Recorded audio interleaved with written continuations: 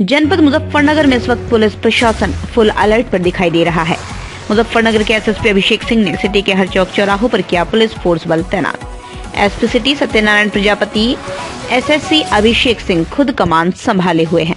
SSP ने कहा, शहर का माहौल खराब करने वालों को बख्शा नहीं जाएगा, सीधा जेल भेजा जाएगा। आज भारतीय जनता पार्टी राष्ट्रीय लोक दल गठबंधन के प्रत्याशी डॉक्टर संजीव बालियान ने भरा नामांकन। संजीव बालियान का नामांकन कराने मुजफ्फरनगर पहुंचे उत्तर प्रदेश के उप मुख्यमंत्री ब्रजेश पाठक। मुजफ्फरनगर के महावीर चौक पर भारतीय जनता पार्टी कार्यालय पर लगी लोगों की भीड़। दूसरी तरफ कांग्रेस और समाजवादी पार्टी गठबंधन के प्रत्याशी हरेंद्र मलिक भी अपने कार्यालय का करेंगे उद्घाटन और नामांकन भी भरा, जहां सैकड़ों की संख्या में कांग्रेस, समाजवादी पार्टी और आम आदमी पार्टी के कार्यकर्ता मौजूद रहे। वहीं देखा जाए तो बसपा प्रत्याशी दारा सिंह प्रजापति ने भी नामांकन भरा। दारा सिंह प्रजापति ने कहा, मुझे सभी सर्व समाज का समर्थन मिल रहा है। प्रजापति ने कहा, मेरे जो मुद्दे हैं वो गरीबों के लिए आवाज उठाना, युवाओं के लिए रोजगार, गरीब बच्चों के लिए शिक्षा आदि है। सबसे पहले मेरी बहन कुमारी मायावती जी बीएसपी की जो संसद में की शेरनी और हिंदुस्तान की आयरन लेडी को मैं धन्यवाद देना चाहता हूँ। पूरे हिंदुस्तान में जितने प्रजापति बसते हैं, अति पिछड़ा बसता है, दलित, मुस्लिम, सभी की तरफ से, क्योंकि एक ऐसा टिकट बहन जी ने पिछड़े समाज को दिया है जो 78 सालों में आज तक किसी दल ने पूछने का नाम नहीं लिया था। तो बहन जी का बार बार ये सर्व समाज, दलित, पिछड़ा, मुस्लिम आभार व्यक्त करता है, क्योंकि अति पिछड़े लोगों को सम्मान दिया है। सबसे पहले मैं बहन जी को चरणों में नमन करता हूँ। चुनाव अभी मेरा चुनाव आप देख रहे हैं कि मैं चुनाव बहन जी ने भेजा हूँ, तो चुनाव मेरा आज की तारीख में जो है आप सब देख रहे हैं। अच्छा, किससे फाइट मानते हैं आप? सबकी फाइट हमसे है, हमारे हम अभी जो है अभी कोई भी नहीं फाइट में, हमारे बहन जी के सामने कोई नहीं है। हम सबसे पहले नंबर पे हैं, तो हम से फाइट है, हमारी किसी फाइट। चुनाव में आपके मेन मुद्दे क्या रहेंगे? मेन मुद्दे आज जो दलित, मुस्लिम, पिछड़ा अत्यंत दुखी है, उसी पे मेरा मोटिव में काम करूंगा। उन्हीं की जो लड़ाई है, उनके बच्चों की शिक्षा, आप शिक्षा देख रहे हैं, रोजगार देख रहे हैं, आप शिक्षा में देख लो, हमारे बच्चों को शिक्षा नहीं है, तो मैं शिक्षा पे करूंगा सर समाज के लिए जो भी है। अच्छा, आपकी लगातार कॉलोनियों पे भी जो है बुलडोजर चल रहे हैं, क्या कहना चाहेंगे? वो तो देखो, सत्ता में बैठी सरकार है, मैं तो एक छोटा सा कार्य करता हूँ। बड़े बड़े लोगों पे सत्ता ने अपना हुक्म जमाने का काम किया, उसे दबाने का काम किया, मगर मैं छोटा कार्य करता हूँ। मैं बहन जी का आदेश है, मैं पीछे नहीं हटा, अभी तक हूँ जमा। समाज कितने सहायता रहेगा बसपा की? पंजाबी समाज बसपा को कुछ, किसी का कुछ कहना, किसी को क्या कहोगे पूरी जनता को आज नामांकन के उस पर? देखिए, 10 साल इस मुजफ्फरनगर की जनता ने मुझे सांसद के रूप में काम करने का अवसर दिया।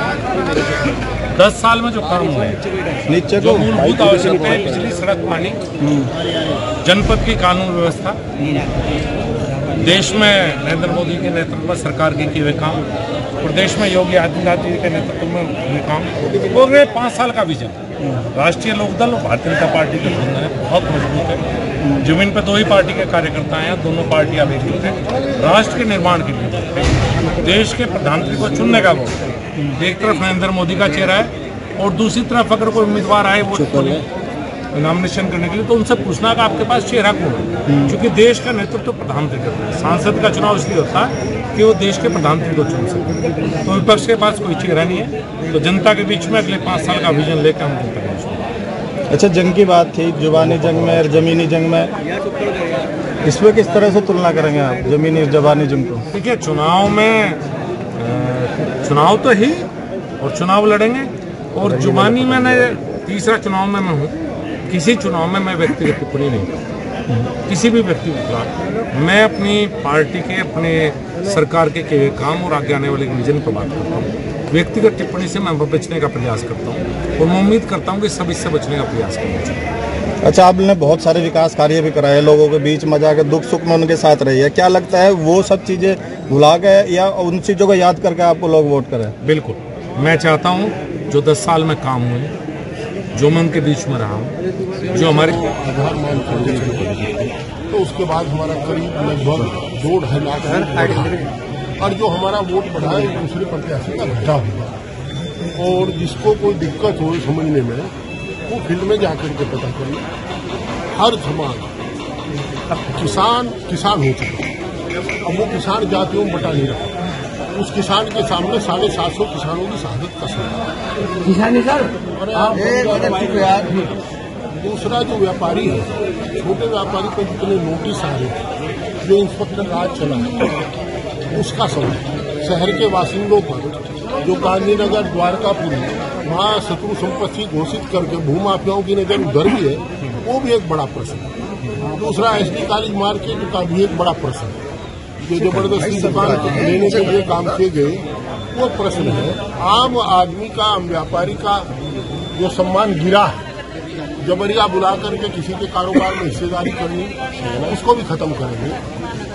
और कुछ ऐसे मामले हैं जो भी दबे हुए हैं, वो भी खुलेंगे। विपक्ष का कहना है, मैं पूरी बात क्या, नौजवान को रोजगार का सबसे बड़ा सवाल है।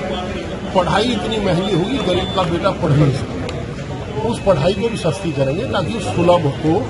जो एक हमारे संविधान में व्यवस्था, सबकी पढ़ाई समान हो, दवाई समान हो। यहाँ दवाई भी 2 कर दी, एक जनौषधि और एक वैसी। तो हम लोगों को जनहित के काम करें।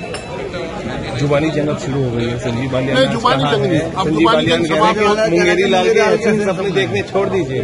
देखिए, मैं आपको बताऊं, वो कोई क्या कहता है उसके बारे में कोई जवाब नहीं छोड़ता, पर हमारे बारे में जो कोई मुंगेरी लाल के हरीम सपने कहते हैं, उनका राजनीतिक ज्ञान कुछ होगा। जिसने भी कहा, I don't know regarding that, because मैं 5 बार सदन में जाऊंगा और तीसरी बार लड़का सुपने या कितनी देर देखने के आदमी। और भाई हमको हमने पहले ही कहा, अब जुबानी जंग तो समाप्त है, अब तो जमीनी जंग शुरू है। अब जो ज्यादा ज्यादा ले लेगा उसके साथ रहिए। और किसी की जुबान का लाभ मुझे मिल रहा है, किसी के अहंकार का लाभ मुझे मिल रहा है। और देखिए, जो सरकार किसान पर आंसू गैस के गोले छोड़ती है ड्रोन के हिसाब, उसे किसान वैसा वो करता है। जिस सरकार के नुमाइंदे एक बात ना कह सके, उसका क्या करेंगे हम। कई मामले हमारे साथ अपराधी भी हम जानते हैं। आज मुख्यमंत्री ब्रजेश पाठक जी आए तो उन्होंने कहा था इनकी जमानत भी जब्त हो गई, इनके बाद कार्यकर्ता मैं बताओ, जो मुख्यमंत्री ब्रजेश पाठक ने उनका पूछो राजनीति में कब आए, और मुझे पूछो मैं कब आया। चलिए उन्हें बताओ कि वो जो है जिनकी आप चर्चा कर रहे हैं वो राजनीति में कब आए, आज हो जाए। और उन्हें भी ये नौकरी करनी है, तो ये तो कहेंगे। अगर उन्होंने सच्चाई कह दी तो कल ही नहीं हट जाए। पर यंता है हेलीकॉप्टर दें जाने का, यंता है इसमें रिजर्वेशन करा के जाएगा। अगर यहाँ उन्होंने सच्चाई बोल दी, ब्राह्मण आदमी है, पढ़ाई का आदमी है, हम उसका सम्मान करते हैं तो उप मुख्यमंत्री जी का। पर अगर उन्होंने सच बोल दिया तो रेलवे में रिजर्वेशन करवाना पड़ेगा, हेलीकॉप्टर थोड़ा मिले। फिर जीत के प्रति कितना सवाल है कि आज नामांकन किया, जीत के प्रति कितना आश्वासन है और साथ व्यक्ति सीएम को यहाँ बुलाना पड़ा, तो इसे किस दृष्टि से देखते हैं आप? देखिए, मैं कुछ नहीं कहता, जनता की ताकत है। जो कैंडिडेट मुसलमान को नफरत की निगाह से देखते थे, किसान को नफरत की निगाह से देखते थे, छोटे व्यापारी को नफरत की निगाह से देखते थे, आप नौजवान को नफरत की निगाह से देखते थे, किसानों को आंसू गैस के गोले चला रहे थे, आज उन सबके घर पर दर पर शीश झुकाना पड़ रहा है। ये जनता की ताकत है, यही तो लोकतंत्र है। अभी यही नहीं, कोई VIP को चली जो यहाँ बनी।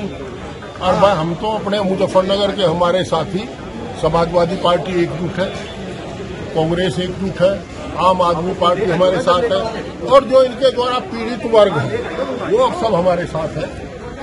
कहीं कुछ लोग गुम है 2 साल से, उनकी बात चलेगी। कहाँ क्या हुआ, सब बात चलेगी। अब जुबानी जंग खत्म हो चुकी, अब तो केवल जमीन पर जंग चलेगी। सर जी, आप मेरे संग चलोगे, आप देख